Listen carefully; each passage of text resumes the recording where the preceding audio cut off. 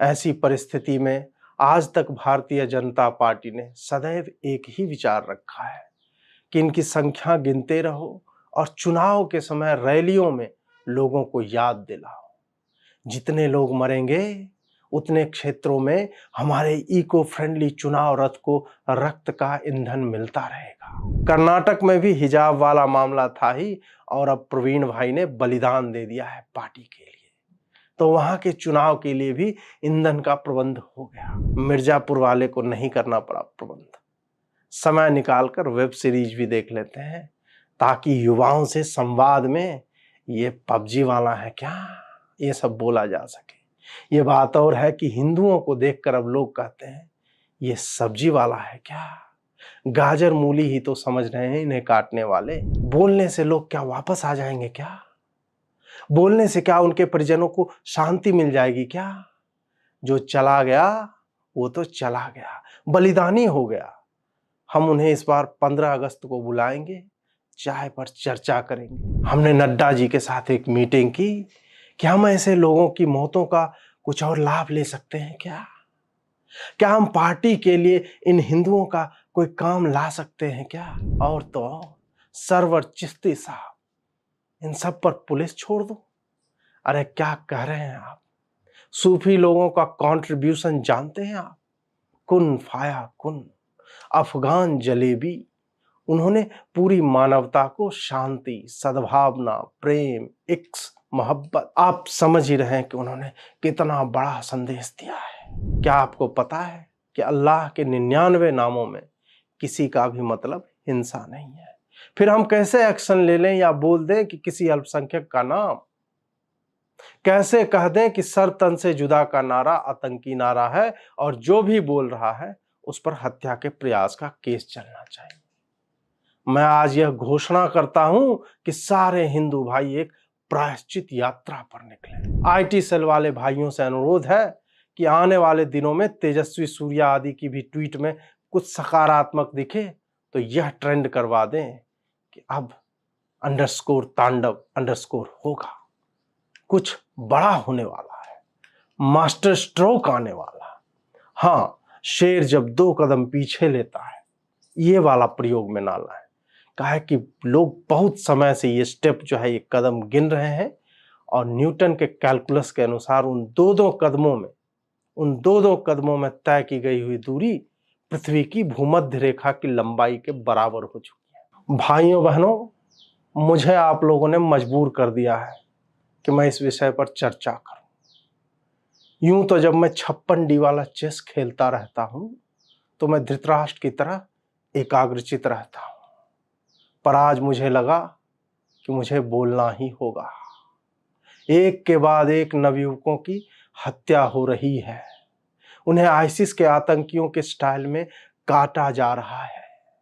हर सप्ताह एक शव और उसके साथ ही अगले 2 दिनों तक मुझ पर शेयर होते मीम कि कब आएगा master stroke. Modi ji 56D वाला शतरंज खेल रहे हैं, कुछ बड़ा होने वाला है। ये सब अच्छा लगता है क्या। शबाना आजमी पर ट्वीट क्या कर दिया, आप लोगों ने तो सेव करके रख लिया है। हर बार सबका विश्वास, ये वाला जो मैं थक गया हूं। आज हमारे एक कार्यकर्ता को मार डाला गया। प्रवीण भाई एक कर्मठ, डेडिकेटेड, ऊर्जावान कार्यकर्ता थे। उन्होंने एक पोस्ट किया था कन्हैया लाल जी की हत्या पर, जिनकी स्वयं की हत्या नुपुर शर्मा के समर्थन में पोस्ट लगाने के कारण हुआ था। अब मेरी चिंता यह है कि कल को कोई प्रवीण जी के समर्थन में पोस्ट लिखे और उसकी हत्या न कर दी जाए। यह भय भी तो जायज है, लगना भी चाहिए। हर कोई माउंटेन ड्यू तो पीता नहीं कि डर के आगे जीत है। खैर जो भी हो, सबका विश्वास, सबका विकास के चक्कर में लगता है कुछ छूट गया, कुछ रह गया है, अपने छूटते जा रहे हैं। ऐसी परिस्थिति में आज तक भारतीय जनता पार्टी ने सदैव एक ही विचार रखा है कि इनकी संख्या गिनते रहो और चुनाव के समय रैलियों में लोगों को याद दिलाओ। जितने लोग मरेंगे उतने क्षेत्रों में हमारे इको फ्रेंडली चुनाव रथ को रक्त का ईंधन मिलता रहेगा। कोई प्रदूषण नहीं होता है जी, अपेक्षित परिणाम भी मिलते रहते हैं और आईटी सेल के माध्यम से हर वैसे 2% के यूट्यूबर का मुंह बंद करा देते हैं जो भी प्रश्न उठाता है। अभी तक हमने बंगाल में यह फार्मूला अपनाया और अपेक्षित परिणाम मिले। हम 0 से 72 हो गए जी, 16 सांसद। इन उपलब्धियों तक पहुंचने के लिए हमने कार्यकर्ताओं के शवों की सीढ़ियां बढ़ाई जी। ऐसे ही हम विश्व की सबसे बड़ी पार्टी नहीं बन गए। आप बात को समझिए कि मैं क्यों नहीं बोलता। बोलने से लोग क्या वापस आ जाएंगे क्या? बोलने से क्या उनके परिजनों को शांति मिल जाएगी क्या? जो चला गया वो तो चला गया, बलिदानी हो गया।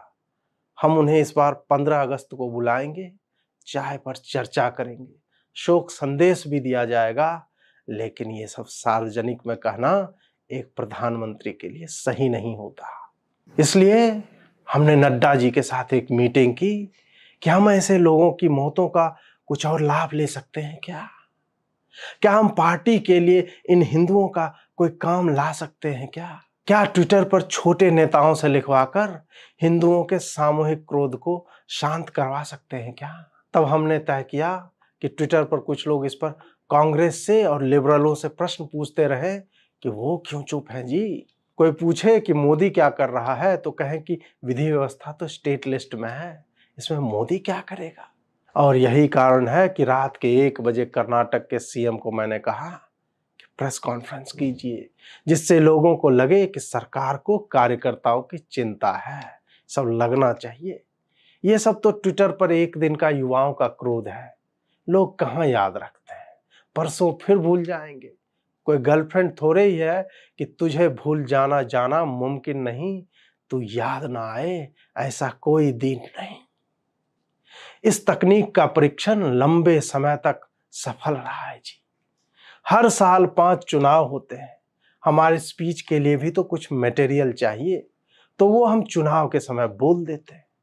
किशन की हत्या गुजरात में हुई, आगे गुजरात में चुनाव है। कन्हैया लाल राजस्थान से है, वहां तो कांग्रेस ही सत्ता में है। कर्नाटक में भी हिजाब वाला मामला था ही, और अब प्रवीण भाई ने बलिदान दे दिया है पार्टी के लिए, तो वहां के चुनाव के लिए भी ईंधन का प्रबंध हो गया। मिर्जापुर वाले को नहीं करना पड़ा प्रबंध, समय निकालकर वेब सीरीज भी देख लेते हैं, ताकि युवाओं से संवाद में ये पबजी वाला है क्या, ये सब बोला जा सके। ये बात और है कि हिंदुओं को देखकर अब लोग कहते हैं ये सब्जी वाला है क्या, गाजर मूली ही तो समझ रहे हैं इन्हें काटने वाले। इनके साथ न्याय होना चाहिए कि नहीं होना चाहिए, होना चाहिए कि नहीं होना चाहिए, आप बताएं मुझे मित्रों। आज मैंने सोचा कि राष्ट्र के नाम एक संबोधन किया जाए कि नागरिक अधीर ना हो। हमारे पास एक योजना है, हमारी योजना यह है कि हम इतने लोगों के साथ यह होने देते रहें ताकि हमारे शत्रु जो है एक्सपोज हो जाए और हमें इस पर उग्र ना होना पड़े, हिंसा ना करनी पड़े, हिंसक शब्दों का भी प्रयोग ना करना पड़े। सॉरी, ये तो हमारी पुरानी योजना है, अभी तक तो यही चल रही थी, लेकिन लगता है अब प्रधानमंत्री हिंदू जीवन महत्व योजना मानसून सत्र में लानी ही पड़ेगी, क्योंकि पता नहीं जी एक लहर चल गई है कि हिंदुओं के भी जीवन का मूल है। हम तो जी यही समझते थे कि 133 करोड़ देशवासी हैं, इसमें हिंदू थोड़े ही होता है जी, भारतीय होते हैं जी। अब यह बताया जा रहा है कि हिंदू बहुसंख्यक हैं, डरे हुए हैं, हत्याएं हो रही हैं। यह सब कोई बात है जी? हिंदुओं का तो भगवान मालिक है, क्या भाजपा वाले या मोदी जी भगवान के रास्ते में आ जाएं? कि नहीं, हिंदुओं के तो मालिक हम हैं, हम ही उन्हें काल के ग्रास से बचा सकते हैं। नहीं नहीं, कितना पाप चढ़ेगा। लोग कह रहे हैं कि मोदी जी आपके एक कड़ी निंदा पर इस पूरे सर तन से जुदा ब्रिगेड के हौसले पस्त हो जाएंगे। आप मुझे यह कह रहे हैं कि मैं अल्पसंख्यकों का नाम लेकर उन पर नेगेटिव टिप्पणी करूं, नकारात्मक प्रतिक्रिया दूं, फिर वो 57 देश जब राजदूतों को वापस बुला लेंगे तो अच्छा लगेगा क्या? क्या न्यूयॉर्क टाइम्स लेख लिखेगा तो अच्छा लगेगा क्या? क्या वॉल स्ट्रीट जर्नल लेख लिखेगा तो अच्छा लगेगा क्या? क्या ब्रूट वाले वीडियो बना देंगे 2 मिनट का तो राष्ट्र की छवि को नुकसान नहीं पहुंचेगा क्या? क्या बीबीसी वाले कुछ बीसी कर देंगे तो अच्छा लगेगा क्या? माननीय मनमोहन भाई सिंह जी ने कहा था कि देश के संसाधनों पर पहला अधिकार हमारे मुसलमान भाइयों का है। आप सोचिए कि अगर मैं उनके कहे से अलग गया तो क्या ये वामपंथी लोग, लिबरल गिरोह और ये अन्य लोग नहीं कहेंगे कि ऑक्सफोर्ड से पढ़े आदमी की पॉलिसी ये चाय वाला क्यों कंटिन्यू करेगा? उसे कितना समझ में आता है? आप ही कहिए, बोलेंगे कि नहीं बोलेंगे? आप बताइए कि हर जगह हत्या हो रही है तो क्या हर जगह की पुलिस को मैं कह दूं कि रियाज भाई, गौस भाई, आदिल भाई, कामिल भाई, सलमान भाई, शाहरुख भाई पठान और तो और सरवर चिश्ती साहब, इन सब पर पुलिस छोड़ दो? अरे क्या कह रहे हैं आप? सूफी लोगों का कंट्रीब्यूशन जानते हैं आप? कुन फाया कुन, अफगान जलेबी, उन्होंने पूरी मानवता को शांति, सद्भावना, प्रेम, इक्स, मोहब्बत, आप समझ ही रहे हैं कि उन्होंने कितना बड़ा संदेश दिया है। अब आप ही बताइए कि एनआईए ने अजमेर दरगाह तक तार जोड़ दिए हैं। यह बात भी कितनी विचित्र है कि प्रधानमंत्री विद्युतीकरण योजना के बाद भी अजमेर दरगाह में एनआईए वालों को तार जोड़ना पड़ रहा है जी। वहां कांग्रेस की सरकार है, हम गहलोत जी से बात करके वहां भी बिजली पहुंचाएंगे, 100% बिजली पहुंचेगी। अटल जी ने कहा था कि सरकारें आएंगी, सरकारें जाएंगी, लेकिन ये लोकतंत्र बचा रहना चाहिए। मैं भी उन्हीं के बताए रास्ते पर चलता हूं और मेरा यह मानना है कि सरकारें आएंगी, सरकारें जाएंगी, पर अल्पसंख्यक बचे रहने चाहिए। उनके सम्मान में कोई कमी नहीं आनी चाहिए। उनका विकास, उनका विश्वास, उनके घरों में प्रकाश, उनका आवास, उनका विदेशों में प्रवास। आप समझ रहे हैं ना? इसका उत्तरदायित्व तो हमारे ही ऊपर है ना। 100 करोड़ हिंदुओं में से कितने मर गए जी? 10, 20, 100, 200, तो क्या हो गया जी? क्या हम अपने समाज के लिए इतना बलिदान नहीं दे सकते जी? क्या हमें अपने महापुरुषों से, पूर्वजों से, जिन्होंने हंसते हंसते बलिदान दे दिया था, उनसे सीख लेनी चाहिए कि नहीं लेनी चाहिए? क्या आपको पता है कि अल्लाह के 99 नामों में किसी का भी मतलब हिंसा नहीं है? फिर हम कैसे एक्शन ले लें या बोल दें कि किसी अल्पसंख्यक का नाम? कैसे कह दें कि सर तन से जुदा का नारा आतंकी नारा है और जो भी बोल रहा है उस पर हत्या के प्रयास का केस चलना चाहिए? मैं आज यह घोषणा करता हूं कि सारे हिंदू भाई एक प्रायश्चित यात्रा पर निकले। मैं सारे कार्यकर्ताओं से यह अपील करता हूं कि जितने भी मुस्लिम भाई ऐसी हत्याओं के कारण जेलों में बंद हैं, उनके परिजनों से मिलें और उन्हें विश्वास दिलाएं कि जैसे कमलेश तिवारी के परिवार को हमारी न्यायपालिका ने लखनऊ से प्रयाग शिफ्ट कर दिया है क्योंकि आरोपित प्रयाग में रहते हैं, वैसे ही हम कन्हैया, उमेश, प्रवीण, अंकित, मुनीश, सानू, निशंक के कारण जेल में बंद मुस्लिम भाइयों की सुरक्षा और आराम का पूरा ख्याल रखेंगे। हमारे कार्यकर्ता यह सुनिश्चित करें कि इन पर केस हमारे मुसलमान भाइयों के शहरों में ही चले, ना कि मृतकों के, क्योंकि जो मर गए वो तो मर गए, लेकिन आरोपित भाइयों को क्यों कष्ट देना?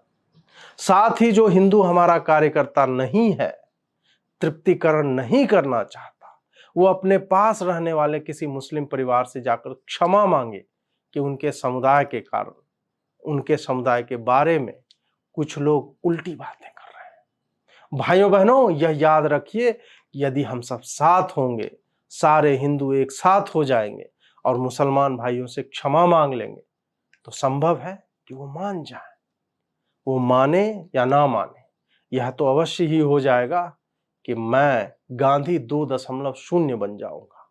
साथ ही साथ आईटी सेल वाले भाइयों से अनुरोध है कि आने वाले दिनों में तेजस्वी सूर्या आदि की भी ट्वीट में कुछ सकारात्मक दिखे तो यह ट्रेंड करवा दें कि अब _तांडव_ होगा, कुछ बड़ा होने वाला है, मास्टर स्ट्रोक आने वाला।